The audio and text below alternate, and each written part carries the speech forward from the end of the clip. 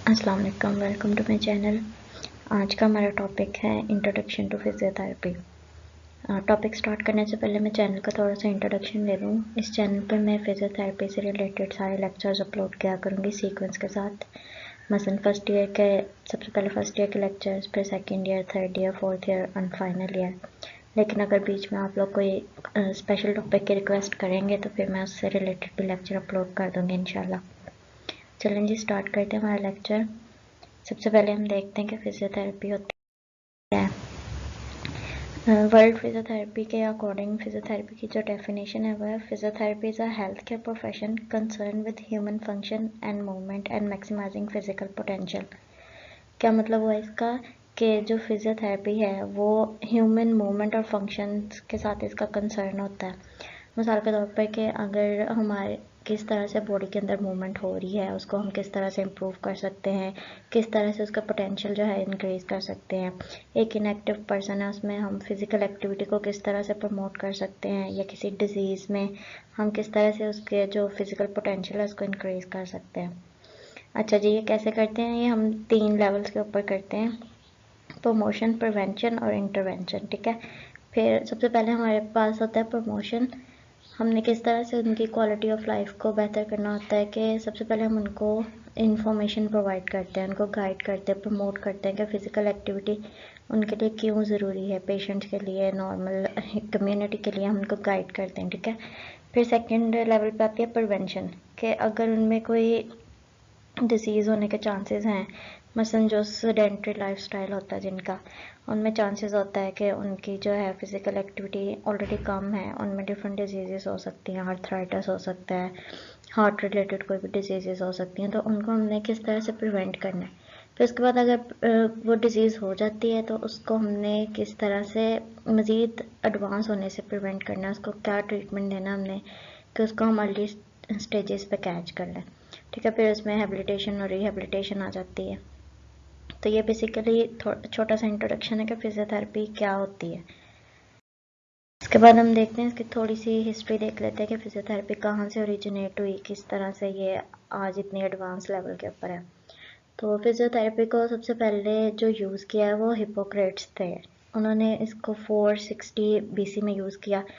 तब ये वो मतलब कि फिजियोथेरेपी एक प्रॉपर वर्ड या एक प्रोफेशन के तौर पे यूज़ नहीं होता था, वो सिर्फ कुछ टेक्निक्स यूज़ करते थे, मसलन मसाज, मैनुअल थेरेपी टेक्निक्स और हाइड्रोथेरेपी टेक्निक्स, इनसे वो लोगों को ट्रीट करते थे। फिर आहिस्ता आहिस्ता जो है वो 18th सेंचुरी में ऑर्थोपेडिक का डिपार्टमेंट डेवलप हुआ, जिमनास्टिक्स आ गई। तो जिमनास्टिक में आपको पता है कि इतनी ट्विस्टिंग किस्म की एक्टिविटीज़ होती है, एग्रेसिव किस्म की फ़िज़िकल एक्टिविटी होती है, और वैसे भी वो ज़्यादा रिस्क पे होते हैं कि उनमें कोई इंजरीज वगैरह हो जाए या कोई डिजीज़ हो जाए। तो उनको ट्रीट करने के लिए वो लोग डिफरेंट एक्सरसाइजेज यूज़ करते थे, स्पेशली गाउट और इससे रिलेटेड डिजीज़, मसलन आर्थराइटिस हो गया या फिर रुमेटॉइड आर्थराइटिस हो गया, या जॉइंट से रिलेटेड जो भी डिजीज़ थी उनके लिए वो एक्सरसाइजेज वगैरह यूज़ करते थे ट्रीटमेंट के लिए।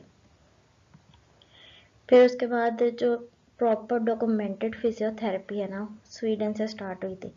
एक पर्सन है पर हेनरिक लिंग। ठीक है, इनको जिम्नास्टिक का फादर भी कहा जाता है। इन्होंने royal central institute of gymnastic start किया है 1830 में, जहाँ पे वो मसाज, मैनिपुलेशन और एक्सरसाइज की टेक्निक्स यूज़ करते थे। यहाँ पे इसको प्रॉपर फिजियोथेरेपी वर्ड के और प्रोफेशन के तौर पे एज अ प्रोफेशन उन्होंने इसको यूज़ किया। ठीक है, फिर 1887 में स्वीडन ने फिजियोथेरेपिस्ट को ऑफिशियली रजिस्टर कर लिया। ठीक है, फिजियोथेरेपी ऑफिशियली रजिस्टर्ड हो गई थी स्वीडन में। और फिर 1894 में 4 नर्सेज थी ग्रेट ब्रिटेन में जिन्होंने फिजियोथेरेपी की चार्टर सोसाइटी बनाई। फिर उसके बाद में फिजियोथेरेपी का जो सबसे पहला इंस्टीट्यूट था वो न्यूजीलैंड में बना था, जिसका नाम था स्कूल ऑफ फिजियोथेरेपी, और ये यूनिवर्सिटी ऑफ ओटागो ने बनाया था। और यहाँ पे फिजियोथेरेपी रिलेटेड कोर्सेज जो हैं वो इंट्रोड्यूस कराए, inter level programme in physiotherapy, ये कोर्स उन्होंने इंट्रोड्यूस करवाया इस इंस्टीट्यूट में। इसी तरह फिर आगे आगे रिसर्चेज होती गई और फिजियोथेरेपी जो है वो प्रमोट होती गई। सबसे पहले जो रिसर्च फिजियोथेरेपी की पब्लिश हुई थी वो यूएस में मार्च 1921 में पब्लिश हुई थी। फिर उसी ईयर में मैरी मैकमिलन ने फिजिकल थेरेपी एसोसिएशन बनाई, जिसको अब हम एप्टा के नाम से जानते हैं, अमेरिकन फिजिकल थेरेपी एसोसिएशन। फिर इसके बाद 1940s में डिफरेंट ट्रीटमेंट टेक्निक्स यूज़ होना शुरू हुई, जिसमें एक्सरसाइज, मसाज और ट्रैक्शन वगैरह थी। फिर इसके बाद आहिस्ता आहिस्ता मैनिपुलेशन की तरफ गए। सबसे पहले स्पाइन की मैनिपुलेशन टेक्निक्स यूज़ हो रही थी, उसके बाद आहिस्ता आहिस्ता जॉइंट्स में ये मैनिपुलेशन टेक्निक्स यूज़ हुई। ये सब 1950s में हो रहा था। ब्रिटिश कॉमनवेल्थ कंट्रीज़ जो हैं वहाँ पे ये ज़्यादा टेक्निक्स यूज़ की जा रही थी। फिर इसके बाद में डिफरेंट जो थे फिजियोथेरेपिस्ट हॉस्पिटल से निकल के आउट पेशेंट क्लिनिक्स में, ऑर्थोपेडिक क्लिनिक्स में, स्कूल्स में, कॉलेजेस, यूनिवर्सिटीज़ वगैरह में जाना शुरू हो गए। मतलब कि उन्होंने और जगह एक्सप्लोर करना शुरू किया हॉस्पिटल के अलावा, और वो कहाँ कहाँ पे अपनी सर्विसेज प्रोवाइड कर सकते हैं। फिर इसी तरह 1974 में यूएस ने स्पेशलाइजेशन इंट्रोड्यूस करवाई, ऑर्थोपेडिक स्पेशलाइजेशन। फिर एप्टा ने भी एक अलग से सेक्शन बना दिया ऑर्थोपेडिक मैनुअल थेरेपी में, जिन फिजियोथेरेपिस्ट ने स्पेशलाइजेशन की थी उनके लिए।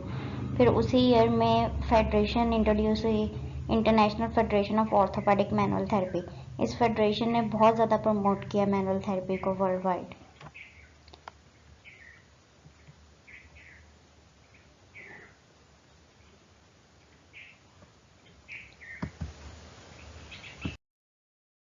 नेक्स्ट आता है कि फिजियोथेरेपिस्ट क्या करते हैं। जैसे हमने पहले भी डिस्कस किया था कि प्रमोशन, प्रिवेंशन और इंटरवेंशन। सबसे पहले प्रमोशन है, हेल्थ प्रमोशन हमने करनी है, ठीक है। हमने पब्लिक को, कम्युनिटीज़ को और सोसाइटीज़ को बताना है कि फ़िज़िकल एक्टिविटी कितनी ज़्यादा इम्पॉर्टेंट है आपकी लाइफ में, और कौन कौन सी चीज़ों को यूज़ करके आप अपनी क्वालिटी ऑफ लाइफ को इम्प्रूव कर सकते हैं। मिसाल के तौर पर कोई भी इस तरह की कम्युनिटी है जहाँ पे सेडेंटरी लाइफस्टाइल बहुत ज़्यादा कॉमन है, तो वहाँ पे हम जाके पब्लिक को हम प्रमोशन करते हैं कि फ़िज़िकल एक्टिविटी कितनी ज़्यादा इम्पॉर्टेंट है आप लोगों के लिए, और किस तरह से अगर आप ये चीज़ें अपनी लाइफ में इंट्रोड्यूस करेंगे तो इसके क्या क्या हेल्थ बेनिफिट्स होंगे। इसके बाद है प्रिवेंशन, ठीक है। प्रिवेंशन, हमने इम्पेयरमेंट्स की प्रिवेंशन करनी है। एक कम्युनिटी ऑलरेडी रिस्क के ऊपर है और उसमें कोई भी इम्पेयरमेंट हो सकती है, कोई भी डिसेबिलिटी हो सकती है, तो उसको हमने प्रिवेंट करना है। मिसाल के तौर पे कोई ऐसे हमारे पास लो सोशो इकोनॉमिक स्टेटस के लोग हैं, उनकी ओवरऑल जो हेल्थ है वही कॉम्प्रोमाइज़ होती है, तो उनमें डिजीज़ के चांसेस ज़्यादा होते हैं। तो हमने देखना है कि ऐसी कौन सी डिजीज़ हैं, उनको हम किस तरह से प्रिवेंट कर सकते हैं जो अल्टीमेटली उनको फिज़िकल डिसेबिलिटी की तरफ लेके जा सकती हैं। और इसी तरह जो है कुछ लोग हैं डिफरेंट सेटिंग्स में काम करते हैं, उनको सारा दिन खड़ा रहना पड़ता है, उसमें भी हमारे पास चांसेस होते हैं कि उनमें आर्थराइटिस डेवलप हो सकता है, उनमें डिफरेंट फुट रिलेटेड डिजीज़ हो सकती हैं, उनको स्पाइन की प्रॉब्लम हो सकती है, बैक पेन की प्रॉब्लम हो सकती है। तो हमने देखना है कि कौन से लोग रिस्क पे हैं और उनकी इम्पेयरमेंट्स को या उनमें हम किस तरह से डिसेबिलिटीज़ को प्रिवेंट कर सकते हैं। नेक्स्ट है इंटरवेंशन या ट्रीटमेंट। अब एक पर्सन है, उसमें हो गई है डिसेबिलिटी, हो गई है इम्पेयरमेंट, हो गया, तो उसको हमने किस तरह से क्योर करना है, किस तरह से उसको एडवांस लेवल के ऊपर नहीं जाने देना, उसको अर्ली लेवल पे कैच कर लेना है। कौन सा ट्रीटमेंट, कौन सी इंटरवेंशन हम उसको प्रोवाइड कर सकते हैं, और जो उसकी अभी करंट कैपेबिलिटीज़ हैं उसको हम किस तरह से इन्हेंस कर सकते हैं, और कौन कौन सी उसकी मतलब प्लस पॉइंट्स हैं जिनको हम यूज़ करके जो डिसेबिलिटी उसको होगी है उसको मिनिमाइज़ करने की कोशिश करते हैं, और किस तरह से वो डिफरेंट एक्टिविटीज़ में पार्टिसिपेट कर सकता है।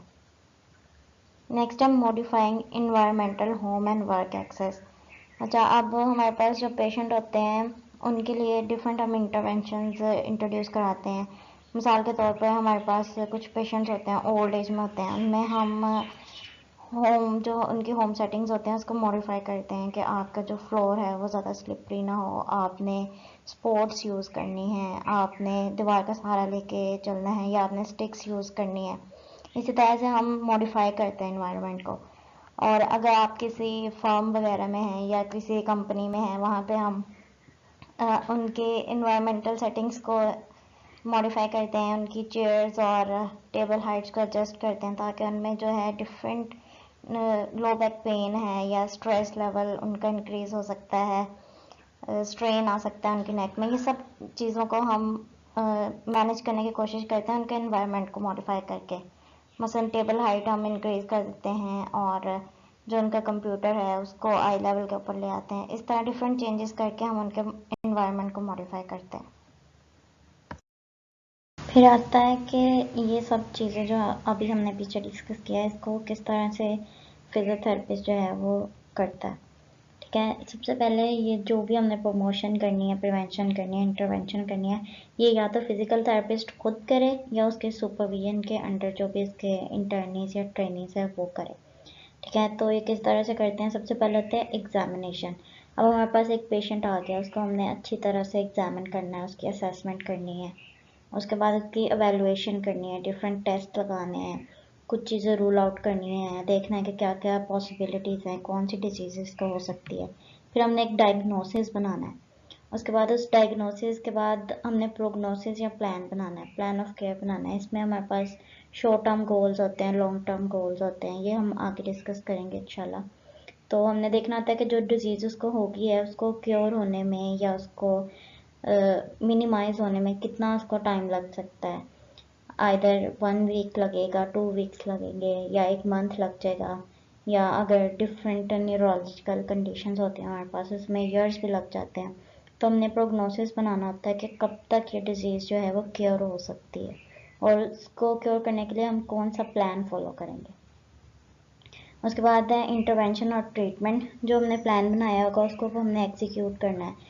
अब डिफरेंट हम इंटरवेंशन और ट्रीटमेंट टेक्निक्स यूज़ करेंगे। मसलन हमारे पास इलेक्ट्रोथेरेपी टूल्स होते हैं वो हम यूज़ कर रहे हैं, और उसके बाद हम डिफरेंट मैनुअल टेक्निक्स यूज़ कर रहे हैं।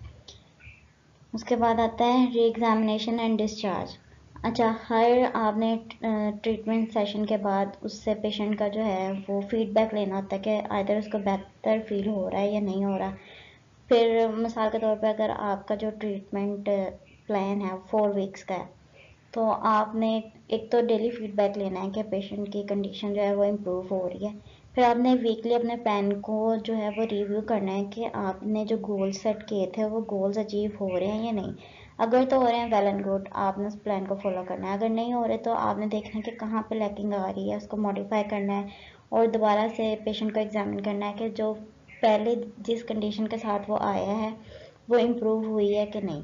और अगर इम्प्रूव होगी और आपको लग रहा है कि आप पेशेंट को डिस्चार्ज कर सकते हैं तो फिर आपने उसको डिस्चार्ज कर देना। ये सारा प्रोसीजर होता है जिसके थ्रू हम किसी भी पेशेंट को एक फिजिकल थेरेपी प्रोटोकॉल के साथ ट्रीट करते हैं। नेक्स्ट है डिफरेंट ट्रीटमेंट टेक्निक्स जो हम यूज़ करते हैं। इसमें सबसे पहले आती हैं थेरापेटिक एक्सरसाइजेज। उसके बाद है functional training in self care and home management. मतलब हम पेशेंट को गाइड करते हैं कि आपने होम प्लान्स जो हम बनाते हैं कि आपने घर जाके ये एक्सरसाइज करनी है और ये चीज़ें आपने यूज़ करनी है, ये चीज़ें आपने अवॉइड करनी है। उसके बाद है functional training work community and layer. तो हमने देखना है, हमने सिर्फ उसकी फिज़िकल हेल्थ को ही नहीं इम्प्रूव करना, हमने उसके पार्टिसिपेशन कम्युनिटी के अंदर जो वो कर रहा है उसको भी इम्प्रूव करना है। मिसाल के तौर पर एक पेशेंट है, वो उसको लो बैक पेन है। ठीक है, ऐसा हमने सिर्फ उसकी लो बैक पेन को ट्रीट नहीं करना, हमने देखना है कि वो कम्युनिटी में किस तरह से इफेक्टिवली काम कर सकता है। उसमें लो बैक पेन में हम सिर्फ उसकी बैक को नहीं ट्रीट करेंगे, हम देखेंगे कि कौन कौन से फैक्टर्स हैं जिसकी वजह से उसको लो बैक पेन आ रही है। हम उस फैक्टर्स को भी मॉडिफाई करने की कोशिश करेंगे, उसके वर्क सेटिंग्स को मॉडिफाई करेंगे और उसके पोस्चर को हम ट्रीट करेंगे। मतलब ओवरऑल एक होलिस्टिक अप्रोच हम यूज़ करते हैं, सिर्फ उस डिज़ीज़ को ट्रीट नहीं करते, उसके हम बैकग्राउंड को चेक करते हैं और नेक्स्ट हम देखते हैं कि इसको मज़ीद जो है दोबारा ये डिज़ीज़ ना हो, उसको किस तरह से हम प्रिवेंट कर सकते हैं। फिर हमारे पास मैनुअल थेरेपी टेक्निक्स हैं जिसमें हम मोबिलाइजेशन और मैनिपुलेशंस यूज़ करते हैं। फिर डिफरेंट किस्म के जहाँ पे हमें ज़रूरत होती है वहाँ पे हम असिस्टिव और अडेप्टिव, ऑर्थोटिक और प्रोटेक्टिव डिवाइसेस, पोर्टिव और प्रोस्थेटिक्स वगैरह यूज़ करते हैं। मसलन जो डिसेबल पर्सन होते हैं उसमें हम डिफरेंट डिवाइसेस उनको देते हैं, डिपेंड करता है उनकी कंडीशन के ऊपर कि उनको असिस्टेंस चाहिए या फिर अगर उनका लिम्ब बिल्कुल ही कट गया तो उनको प्रोस्थेटिक्स चाहिए। डिफरेंट कंडीशन के ऊपर हम ये डिफरेंट डिवाइसेस जो हैं उनको गाइड करते हैं। उसके बाद एयरवे क्लियरेंस टेक्निक्स हैं, ये हम कार्डियोपल्मोनरी रिहेबिलिटेशन में यूज़ करते हैं, नेक्स्ट हम पढ़ेंगे इंशाल्लाह। फिर integumentary repair and protection techniques हैं, ये मोस्टली हम बर्न के पेशेंट्स में यूज़ करते हैं।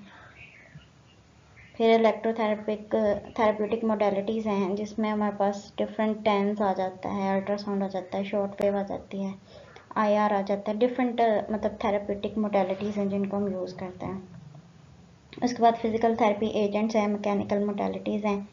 डिफरेंट हमारे पास जैसे हम अल्ट्रासाउंड के साथ जेल यूज़ कर लेते हैं तो वो, और डिफरेंट हम ऑइंटमेंट्स यूज़ करते हैं और मेडिसिन यूज़ करते हैं। ये सारे फिजिकल एजेंट्स हैं जो कि मतलब टॉपिकल मेडिसिन जो यूज़ करते हैं। ये सब फिजिकल एजेंट्स और मैकेनिकल मोडेलिटीज़ जो आगे हमने ऊपर बात की उनमें आ जाते हैं। मैकेनिकल मोडेलिटीज़ में हमारे पास जैसे पुलीज वगैरह हम यूज़ करते हैं, डम्बल्स यूज़ करते हैं डिफरेंट डिजीज़ की ट्रीटमेंट प्रोटोकॉल में।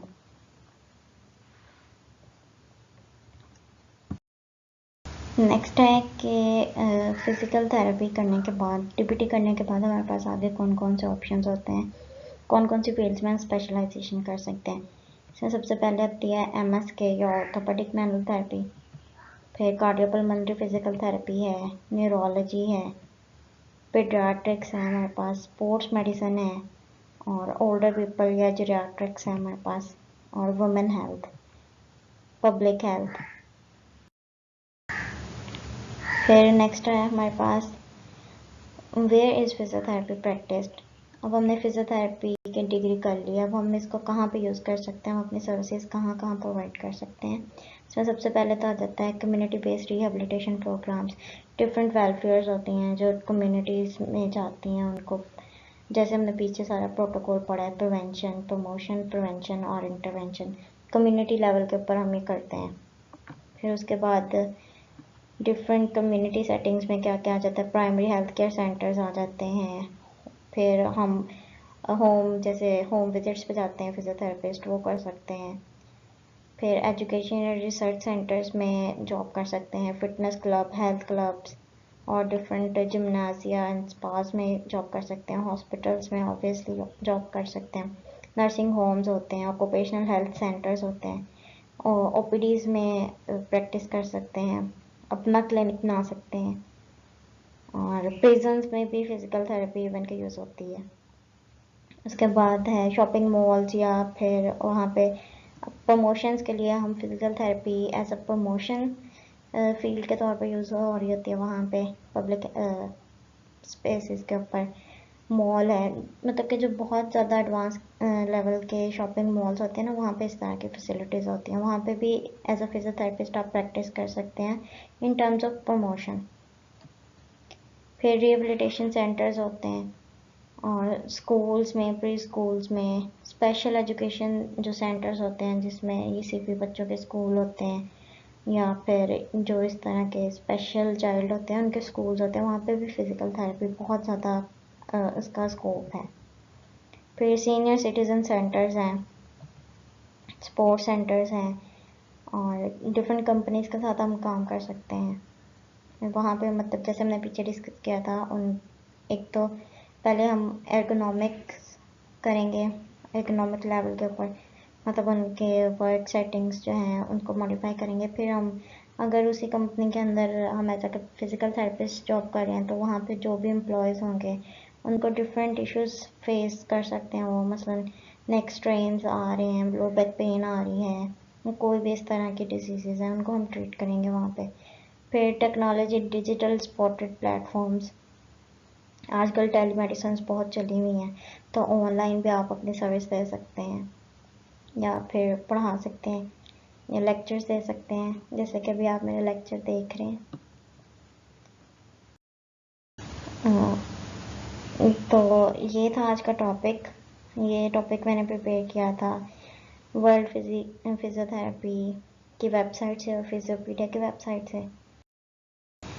तो अगर आप लोगों के कोई क्वेश्चंस हों तो आप कमेंट बॉक्स में नीचे बताएं मुझे, मैं इंशाल्लाह कोशिश करूँगी आपके क्वेश्चंस को आंसर करने की। और अगर आपको लेक्चर अच्छा लगे तो काइंडली लाइक ज़रूर कीजिएगा, और अपने फ्रेंड्स के साथ भी शेयर करें, और मेरे चैनल को सब्सक्राइब कर दें, और बेल आइकन को भी प्रेस कर दें ताकि जैसे मैं को नेक्स्ट लेक्चर अपलोड करूँ फ़ौरन आपको जो है नोटिफिकेशन आ जाए। और अगर आप कोई 1-on-1 मेंटोरिंग या लेक्चर्स लेना चाह रहे हैं मुझसे डायरेक्टली या एज अ ट्यूटर मुझे हायर करना चाह रहे हैं तो ये नीचे मेरा ईमेल है, आप इस पर कांटेक्ट कर सकते हैं। अपना बहुत सारा ख्याल रखिएगा। Thank you so much. अल्लाह हाफिज़।